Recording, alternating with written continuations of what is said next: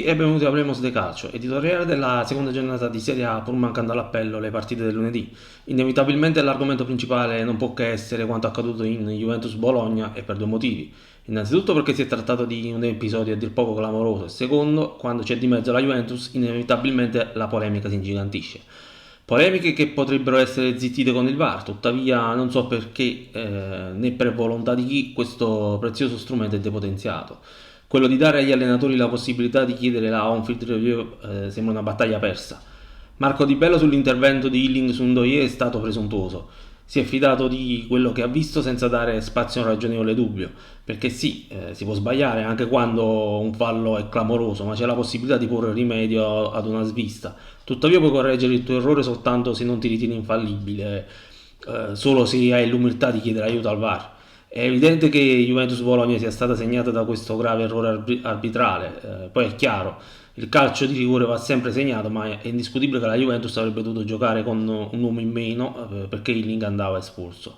Apro una parentesi sulla regia che non ha dato il giusto risalto all'episodio così come parlo. Spesso ci fanno ridere 5-6 volte episodi irrilevanti, poi su episodi ben più gravi come quello di Torino è stato mandato in onda mezzo replay. Certo, volendo vedere la cosa da un'altra prospettiva, qualsiasi replay sarebbe stato superfluo, tanto era evidente il fallo.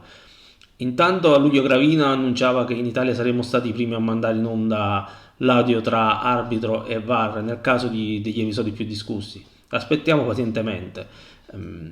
Parliamo un po' di calcio giocato. Primo tempo sicuramente giocato meglio dal Bologna, squadra ben messa in campo, ordinata e precisa sul fuorigioco. La Juventus ha manifestato le solite palesi difficoltà con un palleggio estremamente lento, davvero poca cosa.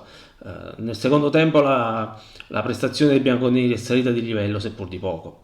Parliamo velocemente delle altre partite di Serie A, quantomeno le principali. Male l'Atalanta sul campo della neopromossa Frosinone. La squadra di Gasperini è stata poco brillante, mentre i sociali da un punto di vista atletico erano sicuramente più vivaci. La Roma ha perso a Verona, ma non ho avuto modo di vedere la partita, quindi non aggiungo altro. Vittoria netta del Milan contro un Torino che è davvero ben poca cosa. La squadra di Juric non ha gioco, non ha individualità. Mi aspetto il solito campionato dalla metà classifica senza infamia e senza lode. Ancora una sconfitta per la Lazio, questa volta in casa. E chiudiamo con Napoli-Sassuolo. Qualcuno si è accorto del cambio tecnico in panchina? Io no,